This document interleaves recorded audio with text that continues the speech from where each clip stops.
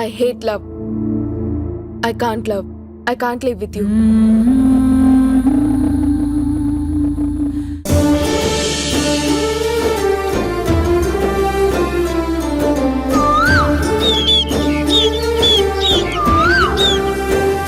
తీసుకో ప్రియా. నాకొద్దు రానమ్మా. నువ్వొద్దన్నా రెస్టారెంట్ వాళ్ళు బిల్లేం తగ్గించరు. పర్వాలేదు, తాగు. అలా ఉమ్మనుండకే, నవ్వితేనే చూడ్డానికి బావుంటావు. కాస్త నవ్వు. ఏంటి రానమ్మా, నా పరిస్థితి తెలిసి కూడా ఎలా నవ్వమంటున్నావు? నవ్వెలా వస్తుంది? ఆ పరిస్థితుల నుండి నువ్వు బయటపడ్డానికి ఏం చేస్తే బావుంటుందనే ఆలోచించడానికి రమ్మన్నాను. ఇప్పుడు మన ముందున్న మొదటి సమస్య ఏంటి? ఆ కృష్ణ ఎక్కడుంటాడో వెతికి పట్టుకోవడం. పట్టుకుందాం. అది చాలా కష్టం రానమ్మా.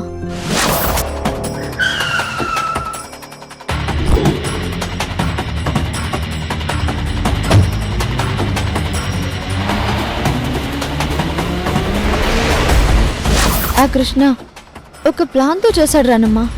ప్రతిదీ మోసమే. గుళ్ళో తన మనుషుల్ని పెట్టి వాళ్ళ చేత నాటకం ఆడించి అతను చాలా మంచివాడు అని నేను అనుకునేలాగా చేశాడు.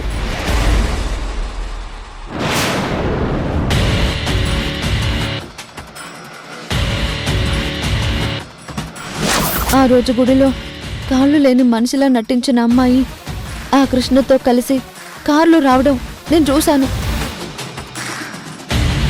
ఆ అమ్మాయితో మాట్లాడిన తర్వాతనే కృష్ణ అసలు రంగు బయటపడింది.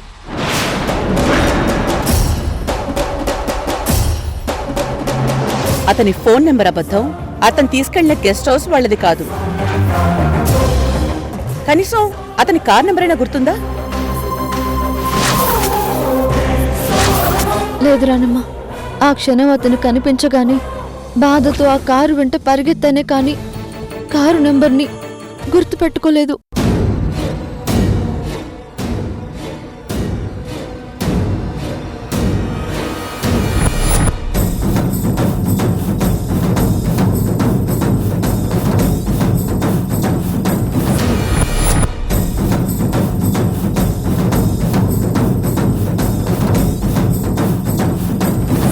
సరే, నువ్వేం టెన్షన్ పడుకో.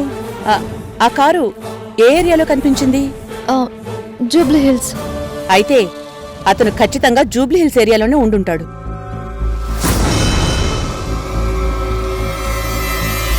మనం పొద్దున లేస్తే గిరాకీల కోసం తిరుగుతూ ఉంటాం కదా, ఏదో ఒక చోట ఖచ్చితంగా అతను మళ్లీ కనిపిస్తాడు.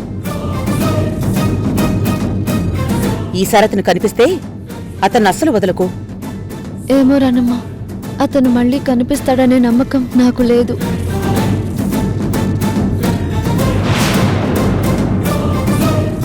నీకు ఆ రోజు గుళ్ళో కనిపించిన అమ్మాయిని మళ్ళీ చూస్తే నువ్వు గుర్తుపడతావా? గుర్తుపడతాను, కానీ ఆ అమ్మాయి ఎక్కడుంటుందో ఎవరికి తెలుసు? నువ్వు చెప్పిన దాని ప్రకారం ఆ అమ్మాయి డబ్బుల కోసం పక్కదారులు పట్టే క్యారెక్టర్. అలాంటి వాళ్ళు ఏ పబ్బుల్లోనూ తిరుగుతూ ఉంటారు. వెతికితే దొరికిపోతారు. ఆ అమ్మాయిని పట్టుకుంటే ఆ కృష్ణని పట్టుకోవడం చాలా ఈజీ అవుతుంది. అదంతా తర్వాత చూసుకుందాం రానమ్మా. ముందు నాకొచ్చిన సమస్య నుండి ఎలా బయటపడాలో అదే ఆలోచించు. ఒరే, ఆ మాయను అస్సలు వదలకూడదు. దాన్ని వదిలేశామంటే మనకే డేంజర్. ఈ పాటికి అదెప్పుడో ఈ ఊరు వదిలి వెళ్ళిపోయి ఉంటుందిరా. తనెక్కడున్నానో వెతికి పట్టుకుంటావన్న విషయం ఆ మాయకు బాగా తెలుసు. ఎప్పుడో బిచాన ఎత్తేసి ఉంటుంది. ఎంత దూరం పారిపోతుందిరా? ఈ కృష్ణ తలుచుకుంటే పాతాళంలో దాక్కున్నా పట్టుకుని పైకి లాగుతాను.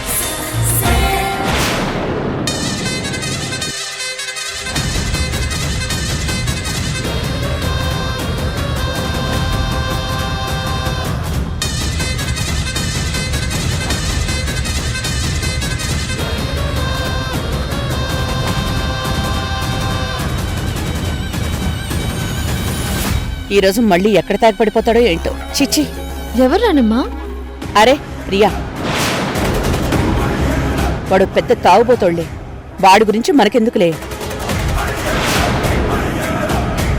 ఇప్పుడు నీ సమస్య ఏంటి చెప్పు. ఏంటంటావేంటి రానమ్మ?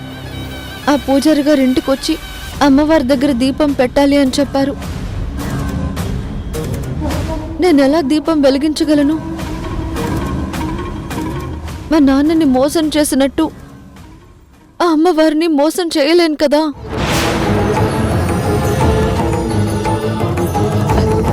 ఏ ఏంటిది?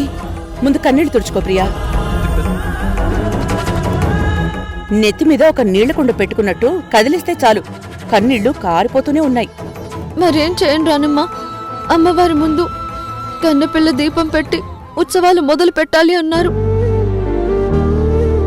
ఆ మాట వినగానే నాకు గుండెల్లో తట్టుకోలేని బాధ.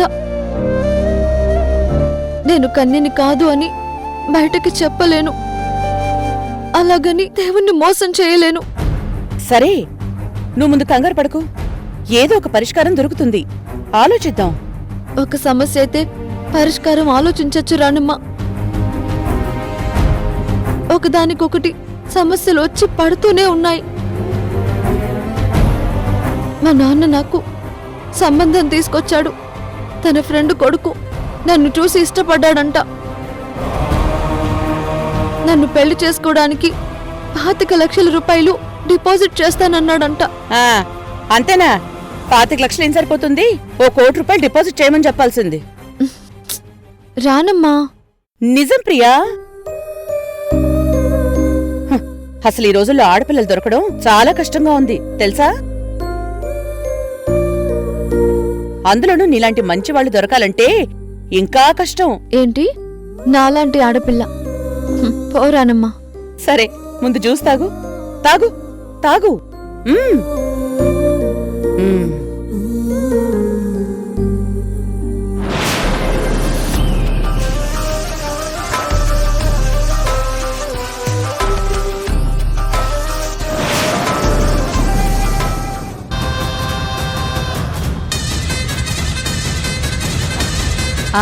ప్రియా, ఆ రోజు నువ్వు తాకట్టు పెట్టిన ఈ చైన్ని అతనే విడిపించి తీసుకొచ్చాడని చెప్పావు కదా? అవును. ఆ రోజు గుళ్ళో ఈ చైన్ మెల్లో వేసి చాలా ప్రమాణాలు చేశాడు. ఈ గోల్డ్ చైన్ ఎక్కడ తాకట్టు పెట్టావు? ఎప్పుడు పెట్టే శంకర్లాల్ దగ్గర. ప్రియా, అతను దొరికిపోయాడు. ఎలా రానమ్మా? తప్పు చేసినవాడు ఎక్కడైనా దొరికిపోతాడు. కాకపోతే మనం తెలివిగా వెతకాలి. అతను నిన్ను నమ్మించడానికి చాలా తెలివిగా ప్లాన్ చేశాడు. అతనికి తెలియకుండానే దొరికిపోయాడు. పద వెళ్దాం, పద.